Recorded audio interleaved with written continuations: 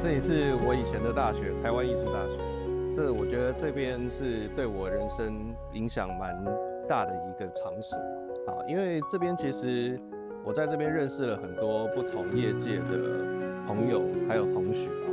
那他们都各自代表了很多不同的文化，还有一些在艺术领域上面的一些专业。我觉得他很有才华。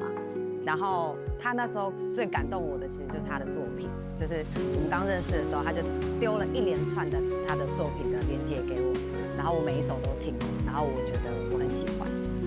人生的乐章不会只有一种旋律。那不管怎么样，我们都会继续创作，继续的让更多人听见这份真挚的感动。我认为，持续创作，持续分享，让大家能够一起感受到做音乐的这份热